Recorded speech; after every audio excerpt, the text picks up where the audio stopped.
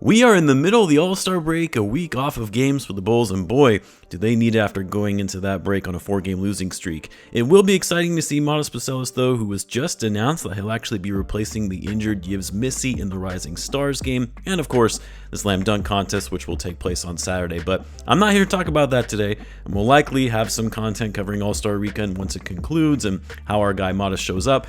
But instead, what I wanted to talk about, because I see a lot of people asking about this on Twitter or on Reddit, and a lot of it is stemmed from a recent column coming out from the Sun-Times, Joe Cowley, is this belief that despite all of the missteps, despite the lack of success, despite the disappointing play, that those, the highest levels of the organization, their role, their jobs, are in fact safe. Yes, that includes Arturas, Karnisovas, Mark Eversley, and even Billy Donovan, which normally would be surprising, shocking really, especially for a coach to maintain his job after so many disappointing seasons when we know coaches are often used as a scapegoat in the NBA and cycled through around from team to team throughout the league. But I'm here to tell you, it's actually not that surprising at all, given the history of this franchise and what we know about the ownership. So let's talk about it. So what's going on, everyone? You're listening to Bulls Central here. Hope you're all doing well. Also, I don't like to do this every video, but if you're new around here and you've been watching for a while and you like the content, be sure to subscribe, as it does help the channel out greatly. And in return, I'll try and do my best to cover this mess of a team we all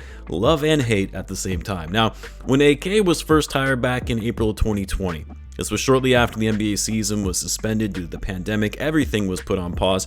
We didn't even know if the season was ultimately going to be finished, but the Bulls, after nearly 2 decades of John Paxson and Gar Forman at the helm and running the franchise, finally made a decision to bring in a fresh look to the front office and hiring the Denver Nuggets GM Arturas Karnisovas to be the Bulls' next EVP of basketball operations. Now, initially, everyone loved this hire because anyone was better than the last regime, right? Especially a GM who had assembled quite a roster in Denver that eventually went on to win a championship. But fast forward nearly 5 years later, and the Bulls have one playoff appearance to show for it, just one playoff win, and are now back in a state of rebuilding. Something AK quickly tried to get out of and accelerate their timeline to win now prematurely. Now, I know some will say AK and Mark Eversley are worse than Garpax at this point. Nah, I wouldn't go that far, especially when those guys had 17 seasons being at the top and had some disastrous moves. And I'll continue to say, we did see a vision. We saw a team that was relevant and had the potential of being a contender in the 21-22 season. The mistake the front office made was not having a backup plan, not being creative or strategic enough to fix things after Lonzo Ball went down, and waited too long once they realized the roster had hit its ceiling. That said, just based on recent moves and transactions, only getting a couple second-round picks and their own first-round pick back, all of for Alex Caruso, DeMar DeRozan, and Zach LaVine, that return for all three of those players is borderline fireable by most front office standards. It's inexcusable to get such little in return for your 3 best players, or your most valuable assets anyway. Here's the thing though, when you look at the history of this franchise since it's been owned by the Reinsdorfs, despite the ups and downs, despite declines in viewership, sales, what have you, they don't fire their GMs easily. Jerry Krause was in the role for the Bulls as GM for nearly 20 years. John Paxson, Gar Forman, who exchanged roles at one point, but at least one of them was at the helm for 17 years. There were multiple instances and arguments that can be made for why these guys should have been fired much earlier. Hell, you even had billboards around Chicago with #FireGarPax, but the Reinsdorfs kept the guys around for better or worse, and it's for a few reasons. One, very similar to AK actually, they don't like admitting defeat. They don't like to admit that they were wrong in their judgment of who they hired to run their team, so they will double down on their decision until it's too late. 2, when they hire their front office, it's under a contract that is usually a certain amount of years at a guaranteed rate. And similar to a head coach, they don't want to fire an executive who still has years left on their deal and have to keep paying them for not working, because they're still going to have to find a replacement and pay that replacement, so essentially you're paying 2 salaries for 1 job. But 3, and probably most importantly, it's because it doesn't really matter that much. And what I mean by that is, even if the team isn't doing well, even if there is little to no sense of direction, even if the team is an absolute mess in how it's being run, the money still keeps coming in and lining the pockets of the Reinsdorfs. They know they can still make their money even when the team is bad. So why fire their front office when it kind of doesn't really matter how the team performs? Now, I don't agree with that sentiment at all, and in fact, I would argue if they actually cared and put forth an effort in building a championship-level team and making the Bulls relevant again, it would put their brand back on the map and be even bigger than what it currently is today. But I'm more so just illustrating how they're viewing everything and living off the revenue and marketability of this franchise that Jordan built. So no, it is not surprising that AK's job is safe. He's only been in the role for 5 years. They don't let their executives go easily. And I'm sure in the back of their mind, they're saying, well, he clearly did something right in Denver. Why can't he do that here? We have to give him another chance after that first failed roster iteration they put together in 2021.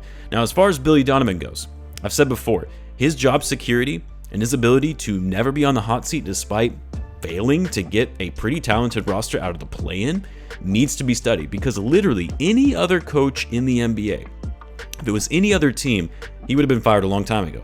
I mean, think about the number of coaches that have been hired and fired since Billy Donovan took over as the Bulls head coach. Guys like Frank Vogel, Darvin Ham, Adrian Griffin, who didn't even last a full season, by the way. Monty Williams, hell, even Doc Rivers was hired and fired by the Sixers in the time since Billy Donovan has been with the Bulls. I mean, we're talking about, in some cases, coaches that have actually had more success but were quickly fired for not producing results. And yet Billy Donovan is still here, and we still hear that his job is safe. Now, I have a few theories for why that is. One, similar to what I said about AK and owners not wanting to fire him, he's under contract, and the Bulls don't want to pay yet another coach more money to coach the team without actually coaching like they did with Tom Thibodeau, Fred Hoiberg, and yes, even Jim Boylan, who were all fired before their contracts ended. But also, this was a very sought-after, deliberate hire by AK. When Billy Donovan became available after leaving OKC, he aggressively pursued Billy Donovan to be the next head coach over guys who were believed to be in the running, like Ime Udoka, Jamal Mosley, and Kenny Atkinson, who have all gone on to have successful careers as head coaches, by the way. And if there's anything we know about AK, he doubles down on his decisions and has a hard time admitting when he's wrong, realizes he needs to make changes when it's far too late, and then rinse and repeat. So when it comes to Billy Donovan, regardless of where you stand as a fan, whether you think he's a terrible coach, a fine coach, but just hasn't had the right roster around him, wherever you fall on that spectrum, because of the nature of this franchise being cheap and not wanting to pay people guaranteed money under contract for not working, but also knowing how this front office operates and the relationship they have with Billy Donovan, it's pretty clear he's not going to be going anywhere anytime soon, unless Billy Donovan himself decides he wants to leave, which honestly, I'm kind of surprised he doesn't want out to pursue a new opportunity. Like, I'm sure he can get a job elsewhere, especially going back to college basketball where he was at his best. Like, what exactly is he getting out of this job by just staying in Chicago and coaching a losing team? I know he wants to be a part of building something here, but then I also hear him say things like the front office doesn't really know what direction they want to take yet. Like, if I'm Billy Donovan, I'm saying, yeah, this is a bit dysfunctional for me. And the money is nice, but I'm going to go somewhere where I can win and cement my legacy. I don't know, it just doesn't really make much sense to me. But anyway, all of this is to say, no, we should not be surprised that AK, Mark Eversley, and Billy Donovan's jobs are all safe. This is very much expected, knowing what we know of this franchise. But I would love to hear what you guys think, though. You let me know in the comments. Hope you all enjoy All-Star Weekend. As always, be sure to subscribe, and I'll see you in the next one.